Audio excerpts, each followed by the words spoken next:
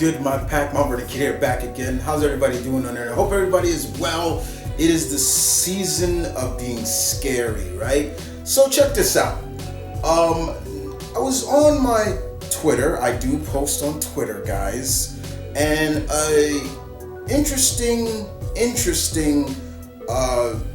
got a post, and basically it was a tweet, and from one of, I guess, somebody who follows me by the name of Darius. I'll show you the post right here, and it implies, it was asking me, since there is we saw the latest trailer to the next Scream movie. He wanted to know if I liked the Scream franchise, and also if I do, how would I rank the first 4 movies? I do like the franchise. I am a fan of it. Rest in peace, Wes Craven. He did a great job. I saw the trailer for part 5, and this one looks darker, looks more serious, less jokey. Yeah, I'm looking forward to it. And damn, Neve Campbell, Jesus Christ, do you age, girl? Okay, I'm just saying.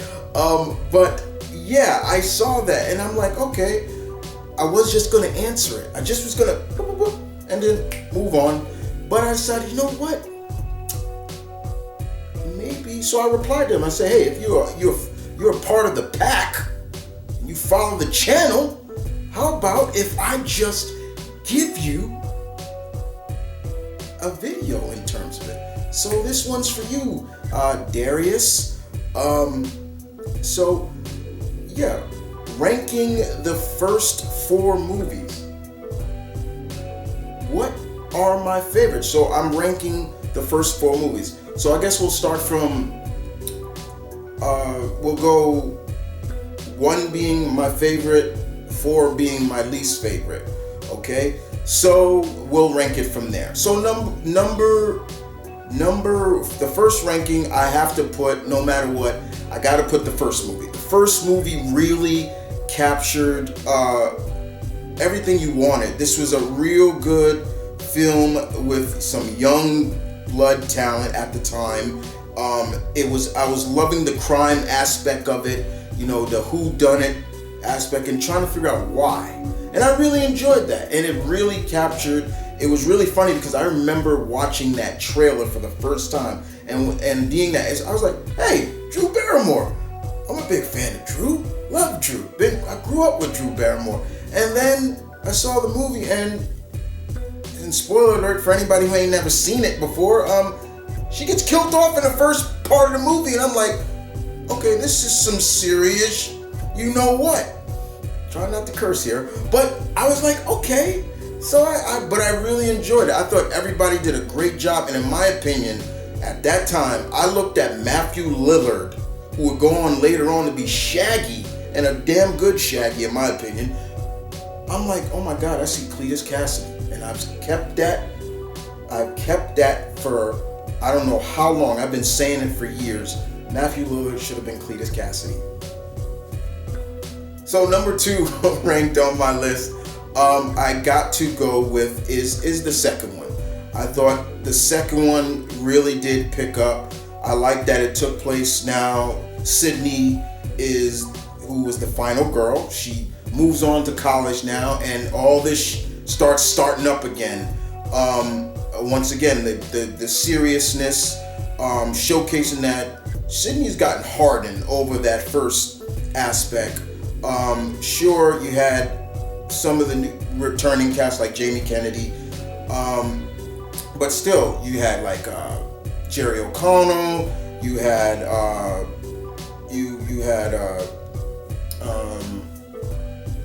there was a couple of people. I'm trying to remember all of them. Jerry O'Connell was Sydney's boyfriend in college. There was Timothy Olyphant. There was a couple other actresses and actors that I'm blanking out right now. But it was a really good, still the whodunit slasher movie that I really enjoyed. It was sick. It was twisted.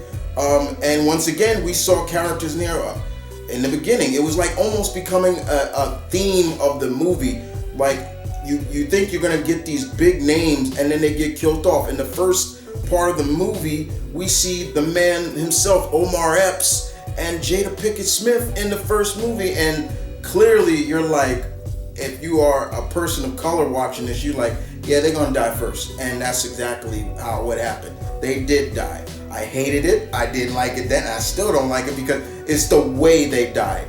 I hated how Omar died. I was like, really? And I felt bad for Jada how she died. And then later on, what happens? Sarah Michelle Gellar dies. Buffy. And it was like, what? It was going on. The biggest regret I think I have in the movie as well is Jamie Kennedy's character dying. I really wish he didn't die. But I liked what they did with this movie in terms of who the killers. There were 2 killers. I don't want to, but if you haven't seen it, if you haven't seen part 2, okay. But I'm gonna ruin it. So if you don't watch this movie, don't watch it. But the fact of the matter is, we had Billy Loomis's, and you see the names being played up, who was Skeet Ulrich in the first movie. His mother was one of the killers, as well as Timothy Olyphant's character was another one of the killers. There were 2 killers, and what was the interesting? These movies played up tropes like sequels, like this happens in sequels. This doesn't. It was great stuff. I loved what Wes Craven did with this. But in the end, Sydney survives again. She becomes another great final girl. Number 3 on my list is Scream 4. Why Scream 4 is number 3? Let me tell you. Because it took it back to basics. I really liked the 4th one. You brought in new characters like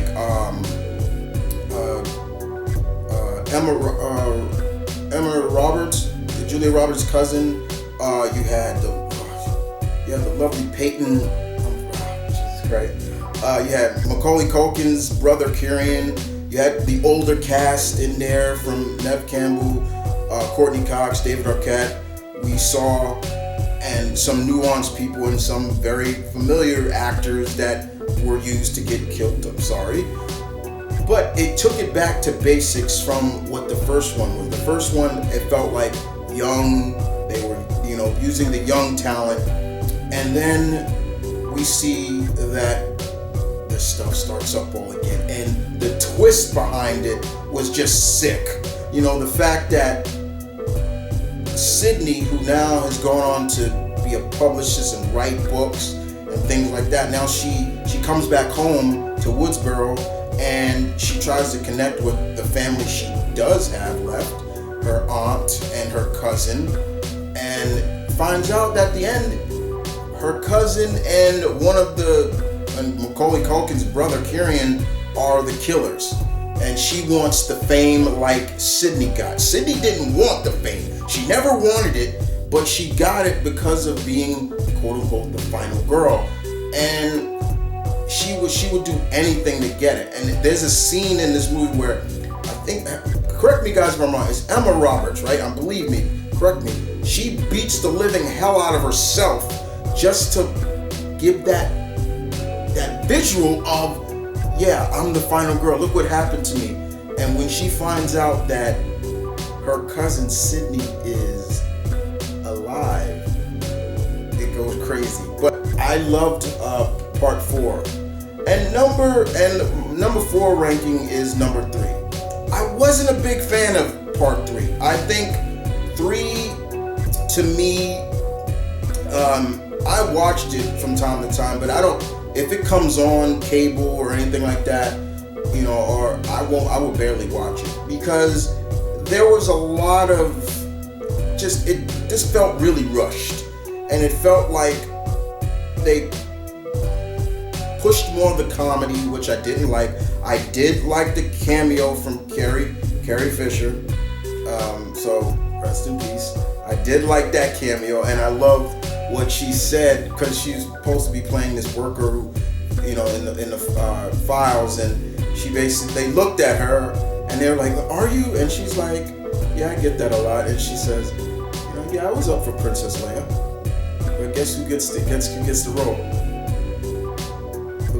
fucks who fucks George Lucas, and I'm like, oh my god. I thought that was one of the best scenes in that movie, but this one really played up too much of Sydney. Still, she's isolated herself.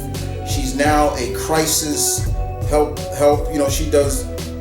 For those people who have crisis, the ones that talk to him. She's isolated out far in, I guess, Northern California. She's really like serious about she's having nightmares about her dead mother.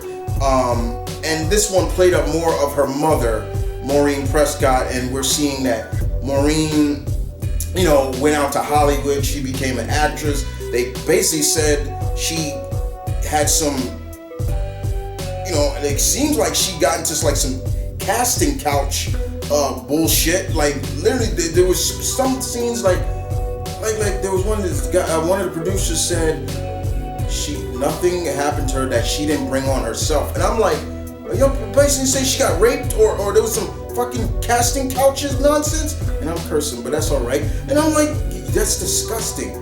But the fact of the matter, it just seems so rushed and so pushed out there. And then we find out that Sydney has a half brother, and the half brother is the killer this time. And he goes on a rampage because in some cases she's looking at it like, he's looking at it like, oh no, you're the only one she cared about, not me. When I came to see her, she was like, that was from a past relationship. I don't want you. And I'm like, what the hell is this? It was just some of the stupidest stuff that I saw in that movie. Like too much comedy and just overacting and just really dumb stuff that was added to like for example, they brought in I forgot the actress name, but they said Randy, Jamie Kennedy's, who makes a cameo in this from a recording, he had a sister, and I'm like, where the hell was this at in the first one? And it was like, even when they mentioned her, Sydney even said Randy's sister, like almost like she was us, like saying, what the hell? But overall, like it just, I didn't like 3 too much. I gave it, if I was giving it a ranking, it would have been like 5 out of 10. It didn't live up to what I expected from a Scream movie. It seemed purely rushed. That's all. Well, guys, I hope you guys enjoyed the video. That is my ranking of the Scream movies. I did not watch the Scream TV series. Just something about me just threw me off about it. I was like, But this new movie coming out has got me. I cannot wait to next year because it comes out January 14th. And believe me when I tell you guys, I will be checking that movie out because I'm liking this serious tone to it. I love that. You got Dewey coming. It started up again. All right, do you got a gun? I'm Sidney Prescott. Of course I got it. I'm like, perfect line. So I hope you guys enjoyed this. Darius, if you're watching, bro, this was for you. Thank you so much. I just had a little creativity to throw out a video, but it is the season of spookiness, and I thought I'd give it to you guys. Hope you guys stay tuned. Be safe. Have a happy Halloween. Don't eat too much. Halloween is just around the corner. And as always, my pack